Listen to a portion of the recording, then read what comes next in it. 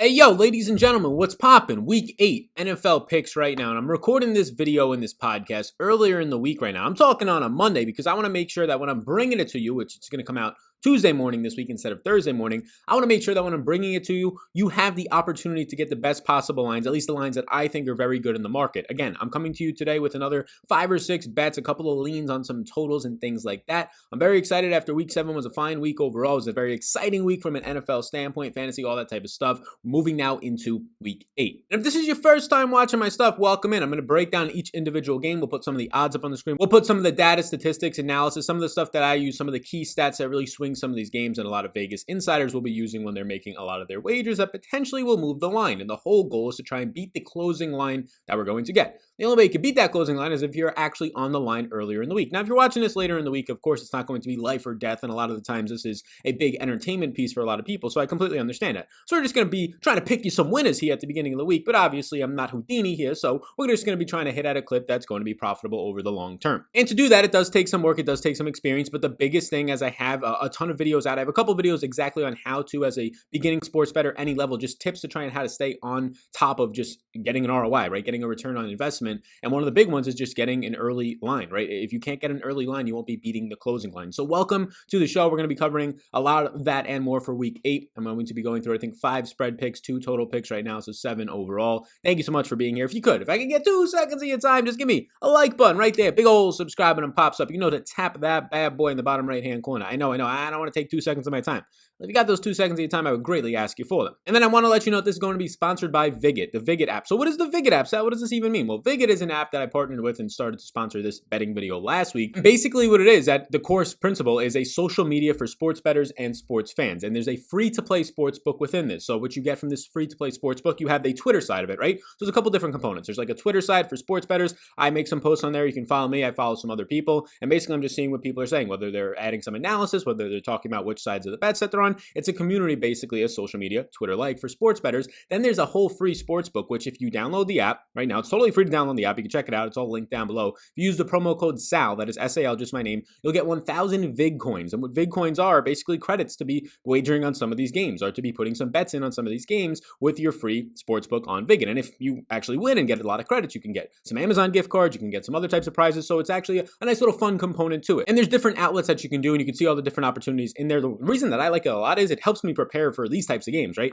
It actually has information on the totals, where the lines are moving if you're looking at it later in the week. So there's some information on injury updates and things like that for these teams. So that's why I like Vigit a lot. I'm pulling it up on my phone right now. So I use it for all the aspects, the free sports book with the VIG coins, the social side of it, and also I really like the analysis and kind of a deep dive into one quick snapshot. You scroll through for each individual matchup. It has nice analysis and information for you, so you can actually have a decision. You're not just blindly betting these games if you don't have time to watch this video in that week or watch any other type of content. So I'll probably reference it a couple times during this show, so just be sure down below to check it out. You can check it out. Use that promo code SAL to get 1,000 VIG coins right now on your mobile devices. Thank you guys, and let's get into it. So we're going to start this one off with the last game of the week, Monday Night Football. As of right now, maybe some things will get moved with the schedule, but Tampa Bay versus the New York Giants. Now, where am I on the side, the spread, the total? I'm going to be on the spread in this one. I'm going to be on the Tampa Bay Bucks at -10. Now, if you can see on the screen behind me, if you don't worry, I'll vocalize it on the podcast version. Right now, the Bucks, they opened as 10-point favorites, but on some of these books, they're already moving. They're moving to about half of them already at 10.5. So you can see some money is coming in on the Bucks because they're trying to make it a worse line if you're taking the Bucks to kind of dissuade you and go more towards the Giants, or just skip this game.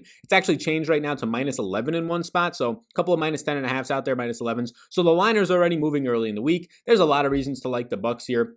The last game of the week, this one's going to match up very nicely. So let's break it down. We're going to give you a lot of points as to why I already have the Bucks at -10. So to start it off, a very nice stat that kind of gives you a grasp on what all these teams are doing. Tampa Bay is number 18 on offense in yards per play, but the New York Giants are 29. So they are the third worst team in the NFL, the fourth worst team in the NFL right now in yards per play. Tampa Bay on defense, number 1 in yards per play allowed. They're not allowing any yards per play at all. They're not allowing you to be efficient. And that's a pretty big deal for the New York Giants, like I just said, that are not an efficient team at all. Again, they are 29th overall in efficiency on offense in yards per play. So Tampa Bay is going to be able to, honestly, shutout potential is here for them. I'm not going to be saying that based on the team total for the Giants, but that's how big of a mismatch this is, Tampa Bay's defense versus the New York Giants offense. Now, the New York Giants have been staying in games relatively, and as of late, they haven't. But they faced their terrible division the last 3 games, losing by 1 in back-to-back games versus the Eagles on Thursday Night Football versus the Washington Football Team, and their average margin of defeat is 7.7 right now. But they really do struggle when they're facing a solid defense that also has a pretty decent offense. Basically just nobody in the NFC East so far. And that's the Pittsburgh Steelers, who they lost by 10-2. That's the San Francisco 49ers, who they lost by 27-2.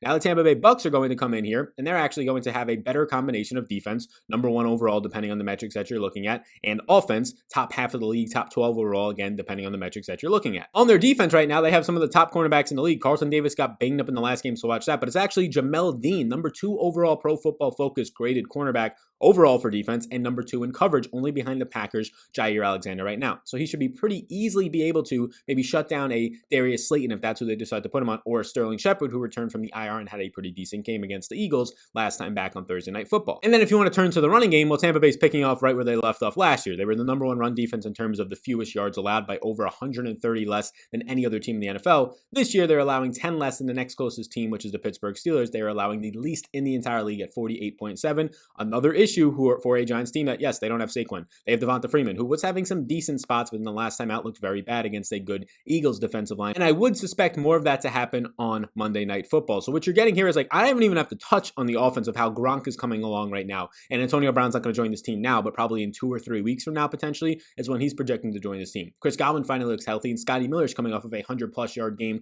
in that Antonio Brown soon-to-be role. I don't even have to touch on the offense, because the mismatch on defense gives me enough confidence that, yes, I feel pretty good that Tom Brady in this offense is going to be able to score multiple touchdowns in this game. 3-4 touchdowns, somewhere in the 20s in points. I really don't feel that great that the New York Giants can put up more than 14 points unless there's some sort of kickoff return for a touchdown or just some weird things out there that actually get them within this spread. So I think the spread's going to move to probably minus 11, maybe even minus 11.5 before the Monday Night Football game kicks off. Again, get the spread while you can if you want to lean on this side of it. Tampa Bay minus 10 versus the New York Giants. The second game of the week that I'm going to be on, I actually just posted a tweet about, and it's the Indianapolis Colts minus 2.5 versus the Detroit Lions. I have the Colts in this one. So there's a couple of reasons why, and I actually think that if any of these lines are going to move, it's probably going to be the Colts based on just sharp bettors getting a lot of money down on the Colts, potentially altering the line and moving it to a minus 3, minus 3.5. If you're new to sports betting, or even if you're not, you want this number under minus 3. A lot of games end in field goals. So if it ends in minus 3, depending on your book, that could be a loss, or it's just going to be a push, not a win. So that's just kind of a waste of your time. And this line could potentially move to minus 3.5, which would be awful if you got on it then, and at minus 3.5, then the game ends in a field goal and you actually lose when you know you could have won if you just got the line earlier in the week. That's the whole point of me trying to get this video out now on a Tuesday instead of a Thursday. So the Colts right now are minus 2.5. There's a lot of reasons to like this team, how they set up against this Lions team. First of all, I don't really know how true this Colts team is in terms of an overall like Super Bowl playoff contender, but I do think their defense is pretty solid still, and I'm about to tell you why, and I don't think the Detroit Lions are all that great. So right now, the Colts rank number 13th in yards per play in offense, top half of the league. The Lions, bottom third of the league, number 22 overall. The Colts right now are number 2 in the entire NFL in yards per play allowed. The Lions, number 20. So you're having a bottom third of the league offense. It's very similar to the Giants, not to as major of an extent, but the Giants right now being bottom 5 in the NFL in offensive efficiency versus the number 1 defense. This is the number 2 efficiency defense in terms of limiting big plays and overall yardage against a bottom third overall offense in Detroit. Now, Indy is coming off the bye week, and Detroit's coming off of a week where everybody got to see them in that 1 o'clock game, right, ending around that 4:30 window on the last play of the game, get the touchdown to TJ Hawkinson to beat the Atlanta Falcons in kind of a thrilling fashion. Todd Gurley doesn't go down. He scores a touchdown, right? So everybody got to see that coming off of a thrilling victory. All this type of hype is going into them, maybe a little bit in the public's eye. Detroit ranks 22nd in pressure right now, and honestly, Phillip Rivers, if anything, he's only been good under pressure, which is just crazy. He's 4th in the NFL right now in overall pressure completion rate, but in clean pockets, he has not been great. So hopefully that's something that gets shored up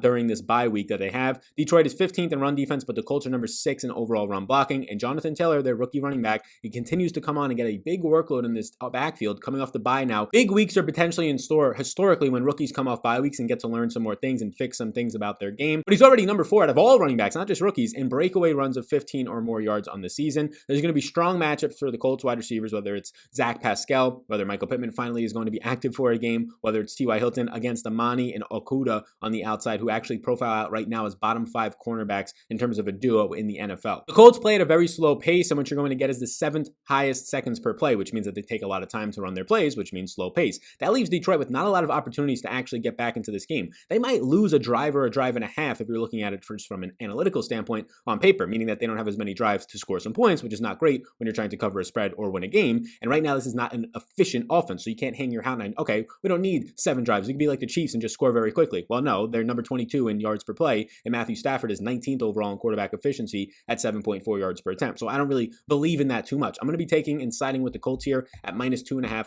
versus the Detroit Lions. My next bet is on the screen right now, and I'm going to give you a 2-parter, a double whammy jammy for this one is what we're going to be doing here. And honestly, I feel like I'm going to galaxy brain myself out of this one. I already placed the wager. I already have the call in to get this one on the books over there. there in New Jersey, actually, not Vegas. But I'm currently going to be taking the first part of this one. The Pittsburgh Steelers +5 is what they opened at. It seems like it's just too obvious. Like, it seems like you should just blindly bet the Baltimore Ravens because they're putting a number out there that's going to get a bunch of fish like me to be heavily on this side. But it's going to change the line, right? So it opened at +5.5 in some spots. It basically opened at +5 everywhere. Points bet, I don't know if they're trying to do a promo, but they have it at +5.5.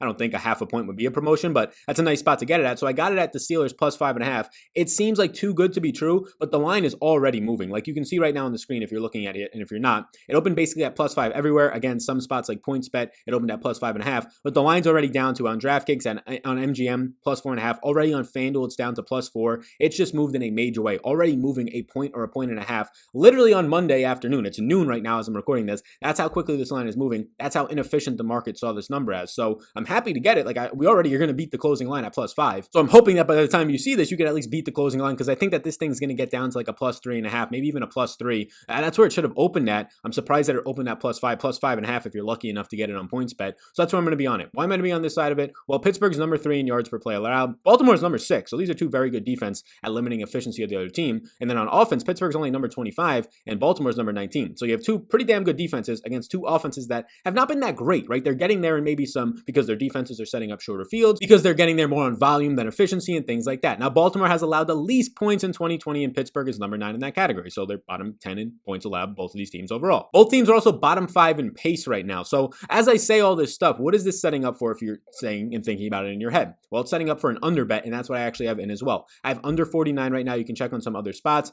I've seen under 49. I've seen 48.5 in a lot of spots. I haven't seen 50s out there, so or 49.5. But I have the under because, again, these are two top 5 borderline defenses that don't allow a lot of points, that play at very slow paces. If you're looking at it right now, Pittsburgh is going to come into this one, both of them being in bottom 5 in pace. So it sets up for a situation where you have less overall drives, less overall chances to actually have big plays, and less explosive plays going to be coming from these offenses. So I'm going to be leaning the under right now on that 49 point total. So that's the second part of this bet. Some more reasons to like Pittsburgh +5.5 and lead that sign of it. Obviously, the early line movement is a big indicator that we're getting the right line of this, at least early in the week. The inefficiency in the market we're taking advantage of. Pittsburgh is number 1 in pass rush, number 1 in run defense, which is really going to help you against a Baltimore team that wants to run, but they're also top 10 in coverage against a Baltimore team that doesn't have that many weapons, right? It does not look like there's going to be any other options out there right now outside of Hollywood Brown and Mark Andrews. And the Steelers right now are actually only allowing 39 yards per game to tight ends in just 1, so that's going to hurt Mark Andrews. Baltimore, though, only allows the 6th fewest yards to wide receivers and only the 2nd fewest touchdowns, just 3 touchdowns to wide receivers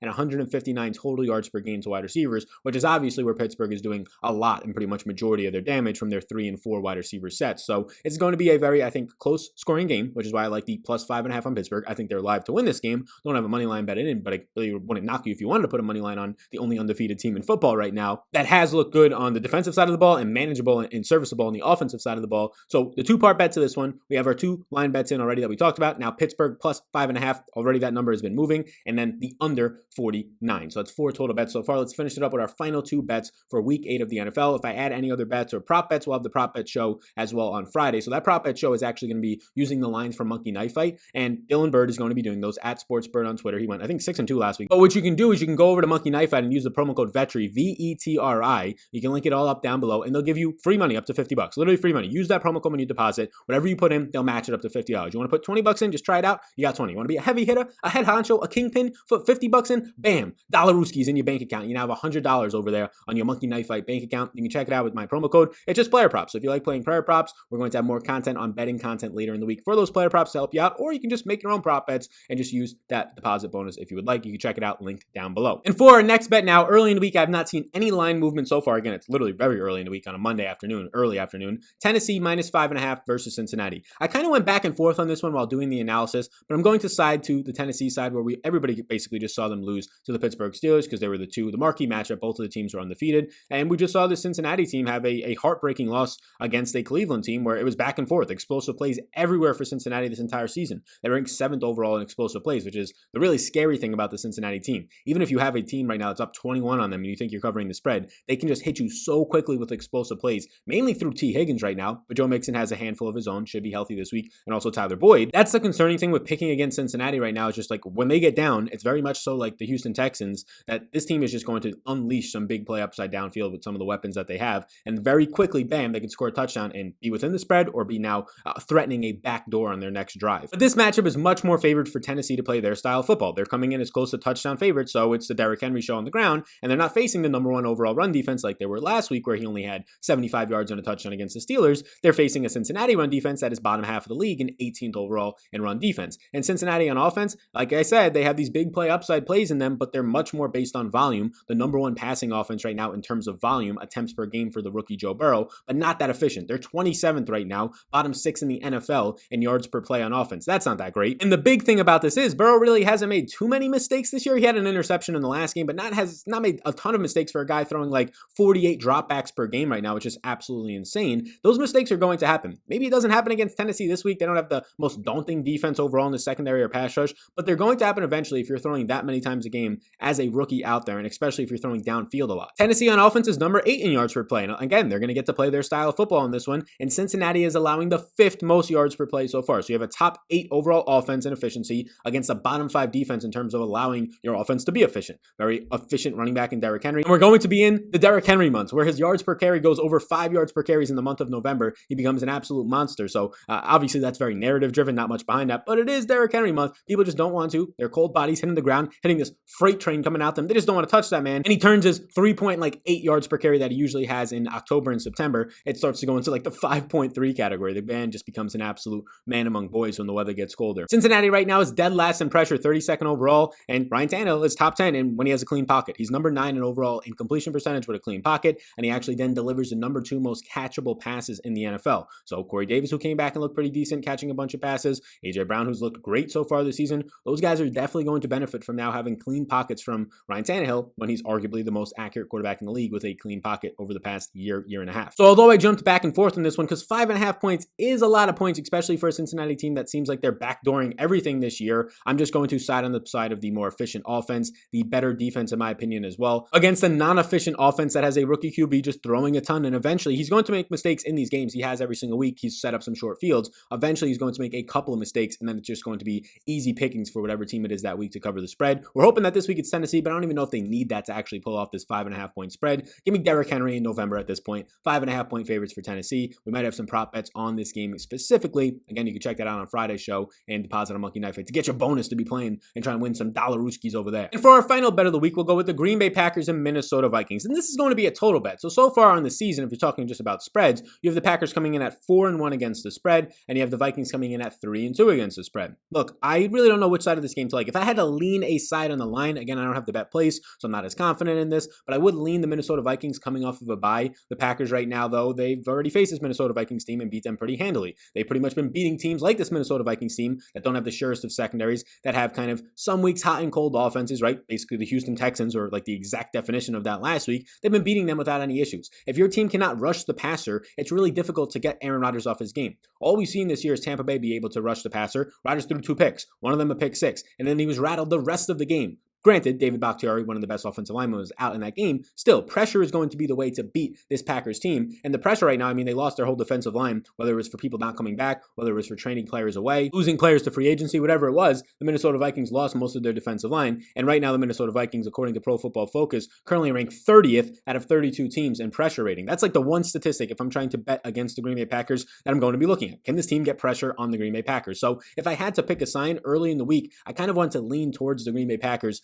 at -6.5 in this one. You can see on some of these sites, if you wanted to go to the Vikings side, it's going to be +7, so it just depends. But I'm just going to be taking the total here. It's over 54.5. A lot of sites are going to be 55. DraftKings was 54.5 where I saw the opening number. And I use this odds tool right here behind me. If you want to know what it is, you can just let me know in the comments and I'll post it up. So right now, I'm going to be going to the over 54.5. And the reason why, this is why. Minnesota and Green Bay are both top 4 right now in yards per play on offense. They are just putting up insane yards per play numbers, meaning that they're moving down the field quickly. They have big play upside. Minnesota's actually number 2 in this department. A lot of that has to do with the rookie Justin Jefferson on the outside just balling out. They're expected to have Dalvin Cook back in this game. And Green Bay is number 4, and they're expected to have their running back Aaron Jones back in this game. And on the opposite side of this one, Minnesota's allowing the 8th most yards per play, and Green Bay's allowing the 12th most yards per play. So you have 2 very good offenses that are clicking in terms of getting down the field and scoring. And then you have 2 defenses that are not the greatest in terms of limiting efficiency on the opposite side. The Green Bay secondary in that last game, Chandler Sullivan, some players were getting banged up during the game. The Minnesota secondary has improved improved since like their first week or two of the season, especially after playing the Packers and Devontae Adams. It's not that great though overall. Right now, this Minnesota secondary, if I just want to look at it currently, ranks 26th in coverage and again, 30th in pressure. So it sets up again for Adams, who went berserk the first time he played these guys. It sets up again for Adams to do whatever he wants out there. Maybe MVS gets going a little bit more. There's no pressure on Aaron Rodgers, who could take off and also have a little bit more time to find whoever he wants on the field. Last week, he found Malik Taylor for a touchdown and 2 receptions, the only other wide receiver to even catch a pass outside of Devontae Adams. Green Bay, though, is only 25th in pressure rating right now, and Kirk Cousins has been very efficient on the offensive side of the ball, especially when he has more time. He threw those 3 interceptions early on before the bye week, and after that, it was just bombs away for him in terms of finding Justin Jefferson, finding Adam Thielen in the end zone. Kirk Cousins is currently number 4 in the NFL for quarterbacks at yards per attempt, an efficiency metric, which is showing just that you are very efficient and good at football. Right now, 8.4 yards per attempt. He's also top 15 in accuracy rating so far. And when Kirk Cousins has a clean pocket with many quarterbacks, it's when he's going to be at his best. He's number 6 in the NFL in terms of clean pocket accuracy. Again, the Packers 25th in pass rush.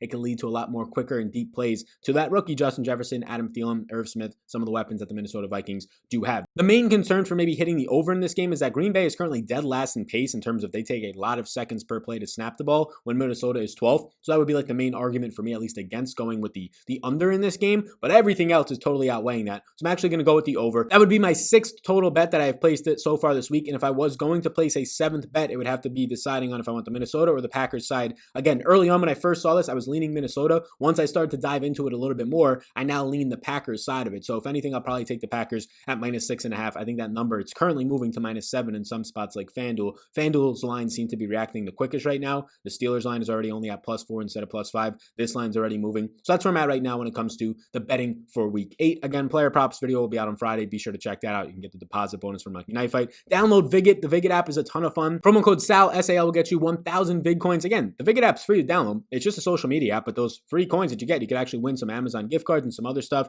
interact with the community, get some other information if you want to be placing your bets. Maybe you don't want to interact on the site, but you actually want to be using it to make live wagers and real money wagers. You could use the information on the app itself and just go into the section where it says bets up top and then just get the quick summary of stuff. And it gives you a huge information sheet of all the stuff that the line and the movement has been doing on inactives, on injuries, and a bunch of other information that's going to help you out. So check all that stuff out down below. Please do, before you go, hit the like and subscribe button. I appreciate you all in advance. As a recap for our bets, we are on Tampa Bay -10 versus the New York Giants. The Colts, Indianapolis -2.5 versus the Detroit Lions. Pittsburgh and Baltimore under 49, and Pittsburgh +5.5 versus Baltimore. Tennessee -5.5 versus Cincinnati, and the Minnesota versus Green Bay, we're going over 54.5 right now, with maybe as of right now a lean towards Green Bay. Those are 6th place bets and a lean. Again, right now I don't actually have any teasers in for this week. One part of the teaser that I would do is teasing Green Bay 6 points from 6.5 to just a half a point, but there's not another teaser out there right now that I feel really good about. Maybe it would be Pittsburgh if I was going to pick one. You tease Pittsburgh up depending on when you get the line to a +10, +11, somewhere around there, and you pair it with Green Bay. That's one that I'm actually going to consider later on today. I definitely like the Green Bay side of that, and since we like Pittsburgh so much, maybe we just go all in and take the teaser, tease them up to around +11, +11.5, depending on the line that we can find. Thank you so much for tuning into this one, gang. Like and subscribe before you go, and I will see you all in the next one.